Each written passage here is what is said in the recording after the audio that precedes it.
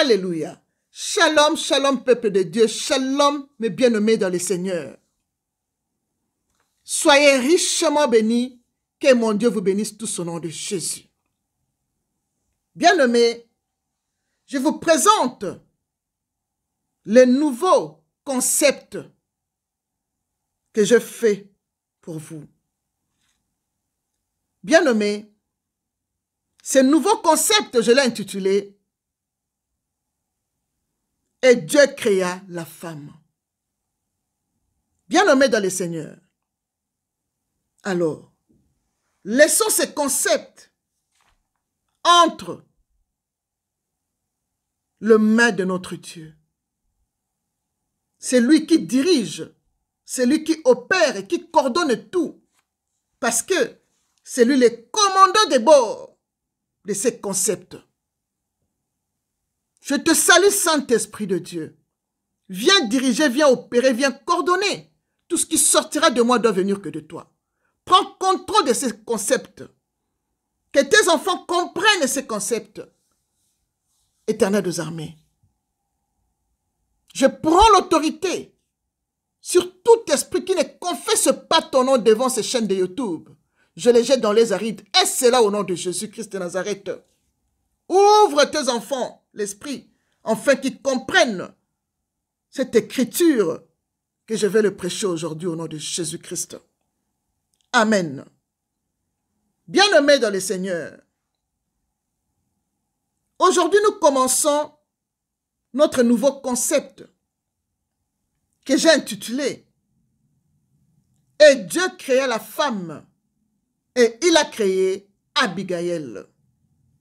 Bien-aimés, dans ce concept, nous allons parler de femmes de la Bible, bien-aimés. Et nous allons parler aussi d'autres femmes, bien-aimées dans le Seigneur. Ma choix aujourd'hui, ce matin, est tombé sur Abigail. Nous allons parler d'Abigail.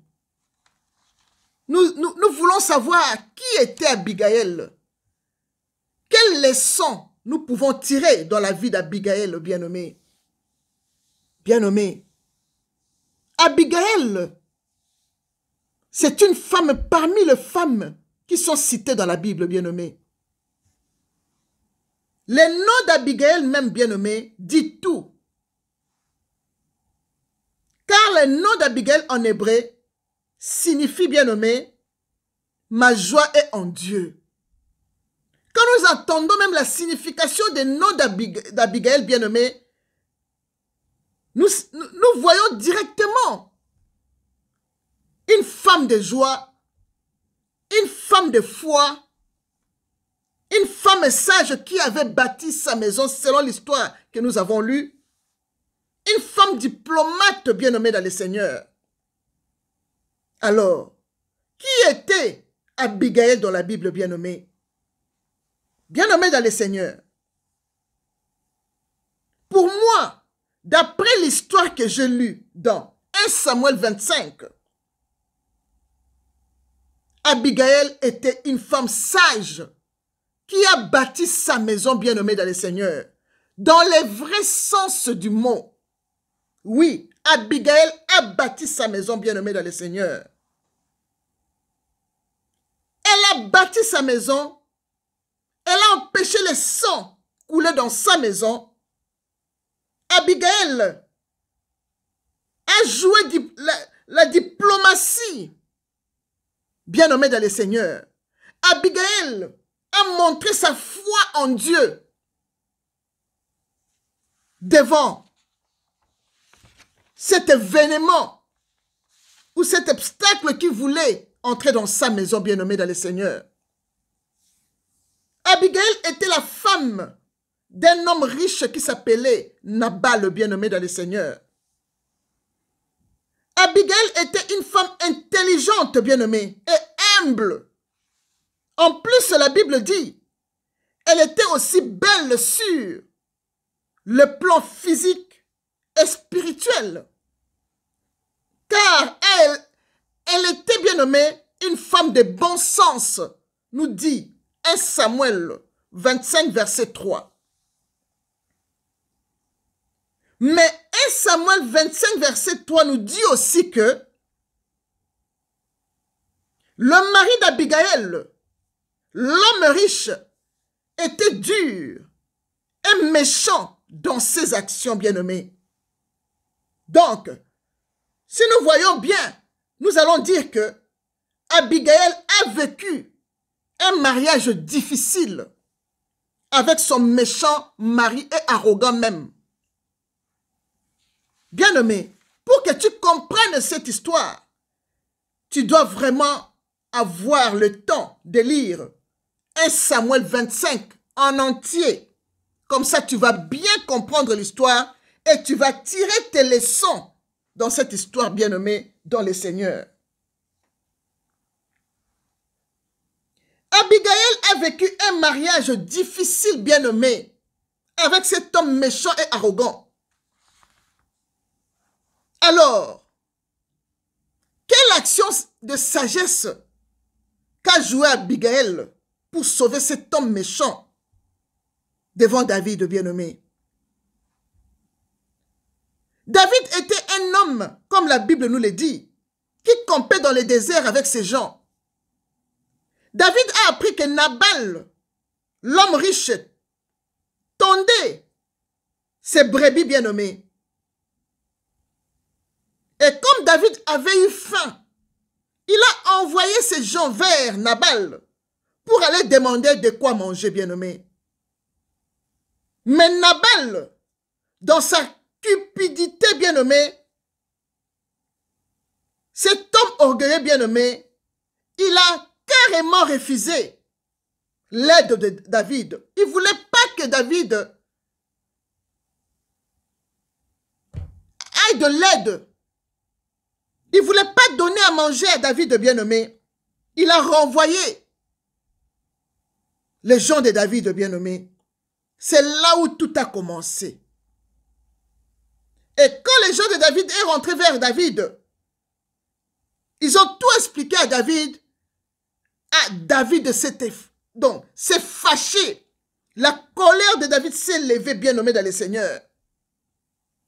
Bien-nommé, c'est maintenant que la sagesse et la foi et la diplomatie d'Abigaël commencent à jouer son rôle. Dans 1 Samuel 25, verset 14. Abigaël n'était pas là quand son mari agissait comme ça avec ces gens-là. Et les travailleurs d'Abigaël sont allés vers Abigaël pour la dire que regarde ce que ton mari a fait. Il a refusé de donner à manger aux hommes de David. Et Abigaël a directement compris que c'est la guerre qui commence et c'est le sang qui va couler ici. Abigaël s'est préparée directement. Elle a pris tous ces gens. Le verset 18 nous dit, Abigaël prit aussitôt 200 pains, des outres de vin, 5 pièces de bétail à prêter, 5 mesures de grains rôtis, 100 masses de raisins secs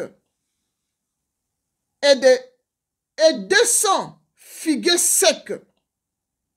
Elle le mit sur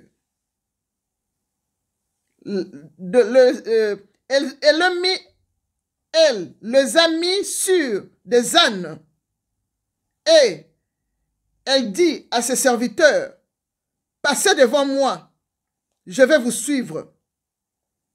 Elle ne dit rien à Nabal, son mari. Elle a pris la décision d'aller servir David. Et elle n'a rien dit à son mari parce qu'elle savait que son mari doit refuser. Mais la femme est partie. Le verset 23 nous dit que quand Abigaël a aperçu de loin David, Abigaël est descendue de son âne et s'est prosternée devant David à ses pieds. Et elle commençait à faire des éloges à David, à prophétiser même sur David, bien-aimé. Et le verset 31 nous dit que David a reçu le pardon d'Abigail et Abigail a dit à David, et lorsque l'Éternel aura fait du bien à mon Seigneur, souviens-toi de ta servante. Parce que Abigail avait prophétisé, avait parlé de sa foi, elle a parlé des choses qui se sont réalisées. Et comme elle savait, elle avait la foi, elle avait Dieu en elle, elle a dit des choses, elle savait que ça doit arriver.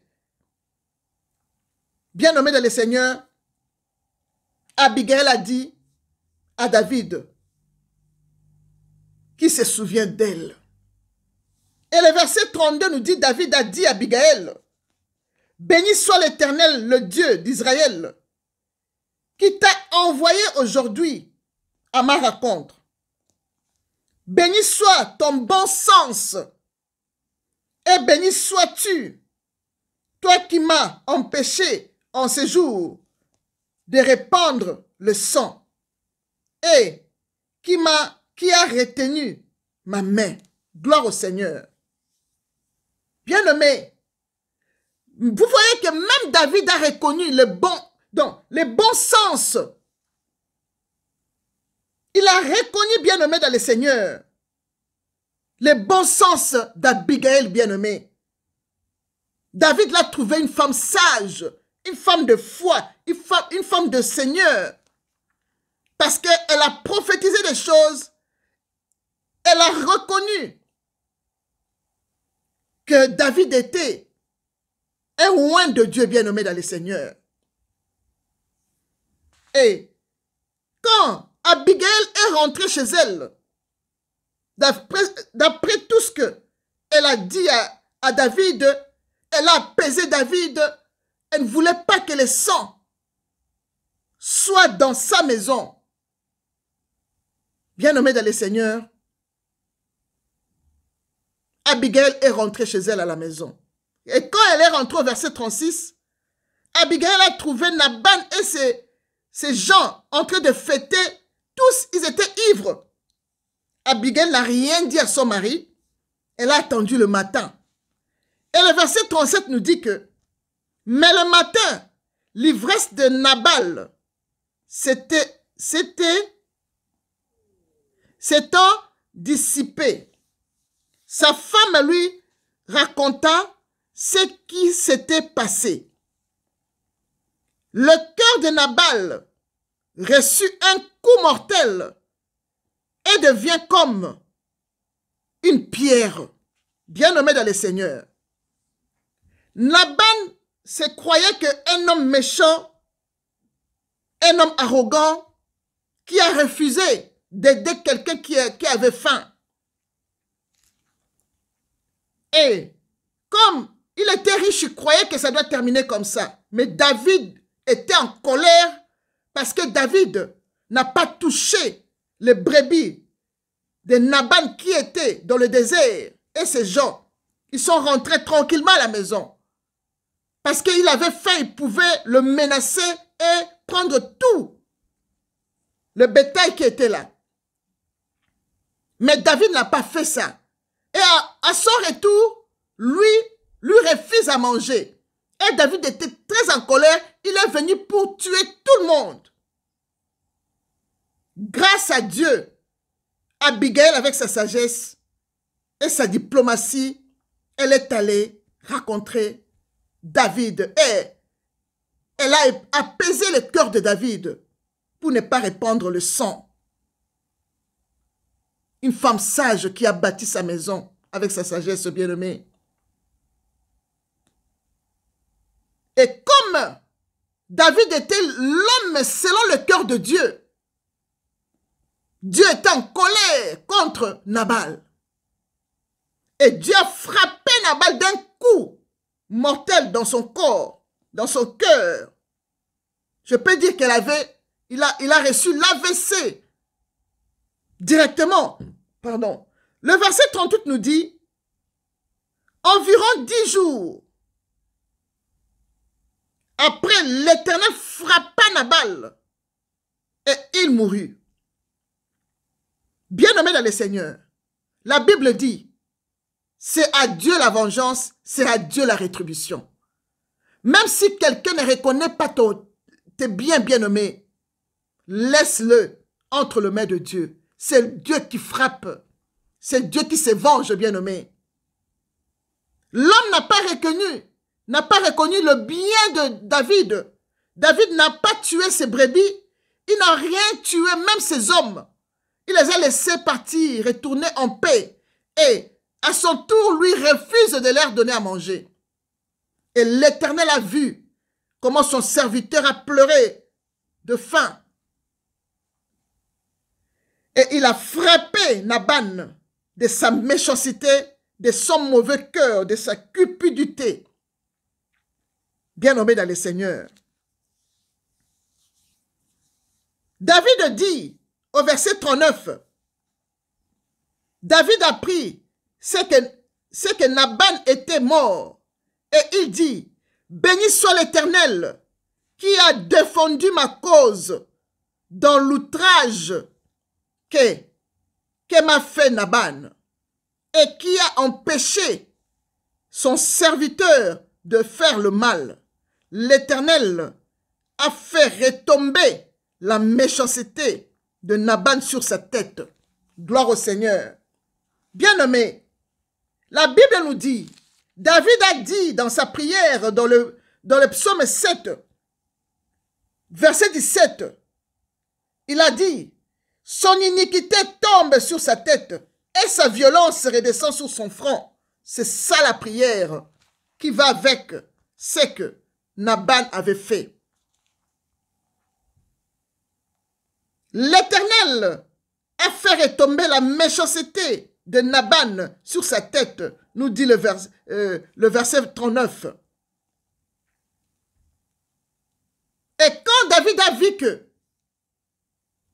Nabal est mort avec sa méchanceté bien-aimée, David s'est souvenu directement de la femme de Nabal qui est Abigail, qui avait dit et prophétisé, quand l'Éternel te relèvera chef sur Israël. Parce qu'il a prophétisé que David deviendra chef sur Israël. Dans le verset 30. Alors, le verset 31, c'est Abigail a dit, lorsque l'Éternel aura fait du bien à mon Seigneur, souviens-toi de ta servante bien-aimée. Et quand Nabal est mort, directement, David s'est souvenu d'Abigail bien-aimée. David a envoyé ces gens, dans les versets 39 toujours, David a envoyé, proposa à Abigail de devenir sa femme bien-aimée.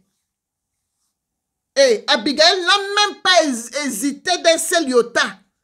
Abigail qui était mariée avec un fou, un homme de sans cœur. Cet homme ne méritait pas Abigail, une femme de bon sens comme ça, une femme sage comme ça, une femme diplomate comme des genres de monsieur Nabal là, ne méritait pas une femme comme ça. David a récupéré directement Abigail. Abigail a accepté de devenir la femme de David. Et le verset 42 nous dit, aussitôt Abigail partit, montait sur un âne et accompagnée de 5 jeunes filles, ses servantes, et elle suivit le messager de David et elle devient sa femme. Parole du Seigneur bien-aimé. Bien-aimé dans le Seigneur, dans tout ce que nous venons de lire, bien-aimé, comment la colère de l'Éternel a frappé Nabal à cause de sa méchanceté, à cause de sa cupidité, à cause de son orgueil, à cause de cet homme qui ne reconnaît même pas des bonnes actions que David avait fait à ces hommes dans le désert, bien-aimé. Quand tu fais du bien à quelqu'un qui ne le reconnaît pas, il te rend toujours le mal, bien-aimé dans le Seigneur. Donne-lui au maître de Dieu. C'est Dieu qui fait la vengeance. La vraie vengeance, c'est à Dieu. C'est Dieu qui fait la vengeance. À moi la vengeance et à moi la rétribution, nous dit la Bible bien-aimée. Alors, bien-aimés, dans tout ce que nous venons de lire, dans tout ce que nous venons d'entendre, bien-aimés, quelles sont les leçons qu'on peut tirer sur l'histoire d'Abigail, bien-aimé? Bien-aimé, l'histoire d'Abigail dans la Bible nous enseigne plusieurs leçons importantes, bien-aimés, qui peuvent être appliquées à notre vie quotidienne, tous les jours. Alors, quelle est la leçon, bien-aimés, que nous avons? Leçon numéro 1. La sagesse d'Abigail, bien-aimée. Car la Bible nous dit, la femme sage bâtit sa maison. Nous avons vu comment Abigail a bâti sa maison. Par sa sagesse, bien-aimée. Nous dit Proverbe 14, verset 1a. Bien-aimé, nous avons vu l'importance de la sagesse d'Abigail.